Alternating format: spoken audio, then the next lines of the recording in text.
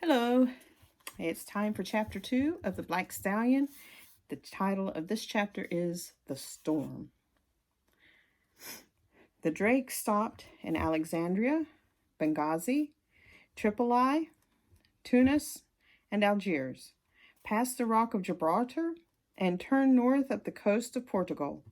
Now they were off the Cape of Finisterre and the coast of Spain, and in a few days Captain Watson told Alec they would be in England. Alec wondered why the black was being shipped to England, perhaps for stud, perhaps to race.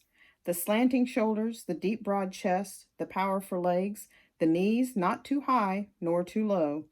These, his uncle had taught him, were marks of speed and endurance. That night Alec made his customary trip to the stall, his pockets filled with lumps of sugar. The night was hot and still. Heavy clouds blacked out the stars. In the distance, long streaks of lightning raced through the sky. The black had his head out the window. Again he was looking out to sea, his nostrils quivering more than ever. He turned, whistled as he saw the boy, then again faced the water. Alec felt elated. It was the first time that the stallion hadn't drawn back into the stall at the sight of him. He moved closer. He put the sugar in the palm of his hand and hesitantly held it out to the stallion. The black turned and once again whistled, softer this time. Alec stood his ground. Neither he nor anyone else had been this close to the stallion since he came on board. But he did not care to take the chance of extending his arm even nearer the bared teeth, the curled nostrils. Instead, he placed the sugar on the sill. The black looked at it, then back at the boy. Slowly he moved over and began to eat the sugar. Alec watched him for a moment, satisfied. Then, as rain began to fall, he went back to his cabin. He was awakened with amazing suddenness in the middle of the night. The drake lurched crazily, and he was thrown to the floor. Outside there were loud rolls of thunder, and streaks of lightning made his cabin light as day. His first storm at sea! He pushed the light switch. It was dead. Then a flash of lightning again illuminated the cabin. The top of his bureau had been swept clear, and the floor was covered with broken glass.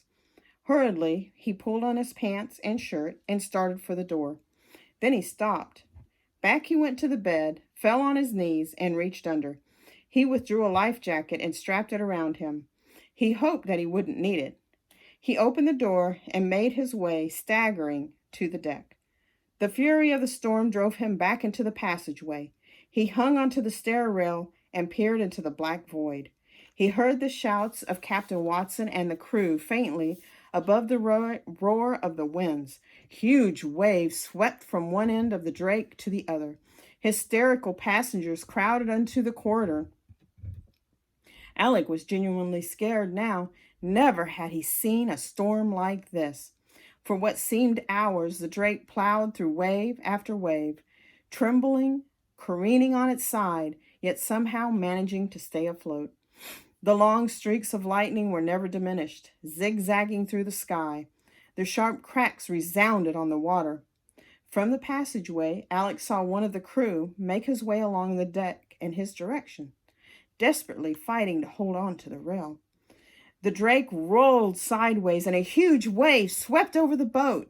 When it had passed, the sailor was gone. The boy closed his eyes and prayed. The storm began to subside a little, and Alec felt new hope. Then suddenly a bolt of fire seemed to fall from the heavens above them. A sharp crack, and the boat shook. Alec was thrown flat on his face, stunned. Slowly he regained consciousness. He was laying on his stomach. His face felt hot and sticky. He raised his hand and withdrew it, covered with blood. Then he became conscious of feet stepping on him. The passengers, yelling and screaming, were climbing and crawling over him. The drake was still, its engines dead. Struggling, Alec pushed himself to his feet. Slowly he made his way along the deck. His startled eyes took in the scene about him. The drake, struck by lightning, seemed almost cut in half. They were sinking. Strange, with what seemed the end so near, that he should feel so calm. They were manning the lifeboats, and Captain Watson was there shouting directions. One boat was being lowered into the water. A large wave caught it broadside and turned it over. Its occupants disappeared into the sea. The second lifeboat was being filled, and Alec waited his turn, but when he came, the boat had reached its quota. "Wait for the next one, Alec," Captain Watson said sternly. He put his arm around the boy's shoulder, softening the harshness of his words. As they watched the second lifeboat being lowered, the dark-skinned man appeared and rushed up to the captain, waving his arms and babbling hysterically. "It's under the bed! Under the bed!" Captain Watson shouted at him. Then Alec saw the man had no life jacket. Terror in his eyes, he turned away from the captain toward Alec. Frantically, he rushed at the boy and tried to tear the life jacket from his back. Alec struggled, but he was no match for the half-crazed man. Then Captain Watson had his hands on the man and threw him against the rail. Alec saw the man's eyes turn to the lifeboat that was being lowered. Before the captain could stop him, he was climbing over the rail. He was going to jump into the boat. Suddenly, the drake lurched. The man lost his balance and, screaming, fell into the water. He never rose to the surface. The dark-skinned man had drowned. Immediately, Alec thought of the black. What was happening to him? Was he still in his stall? Alec fought his way out of line and toward the stern of the boat. If the stallion was alive, he was going to set him free and give him his chance to fight for life. The stall was still standing. Alec heard a shrill whistle above the storm. He rushed to the door, lifted the heavy bar, and swung it open. For a second, the mighty hooves stopped pounding, and then there was silence. Alec backed slowly away. Then he saw the black, his head held high, his nostrils blowing out with excitement. Suddenly he snorted and plunged straight for the rail and Alec. Alec was paralyzed. He couldn't move. One hand was on the rail, which was broken at this point, leaving nothing between him and the open water. The black swerved as he came near him, and the boy realized that the stallion was making for the hole. The horse's shoulder grazed him as he swerved, and Alec went flying into space. He felt the water close over his head. When he came up, his first thought was of the ship. Then he heard an explosion and saw the drake settling deep into the water. Frantically, he looked around for a lifeboat, but there was none in sight. Then he saw the black swimming not more than 10 yards away. Something swished by him. A rope, and it was attached to the black's halter, the same rope that they had used to bring the stallion aboard the boat, and which they had never been able to get close enough to the horse to untie. Without stopping to think, Alec grabbed hold of it. Then he was pulled through the water into the oncoming seas. The waves were still huge, but with the aid of his life jacket, Alec was able to stay on top. He was too tired now to give much thought to what he had done. He only knew that he had his choice of remaining in the water alone or being pulled by the black. If he was to die, he would rather die with the mighty stallion than alone. He took one last look behind and saw the drake sink into the depths. For hours, Alec battled the waves. He had tied the rope securely around his waist. He could hardly hold his head up.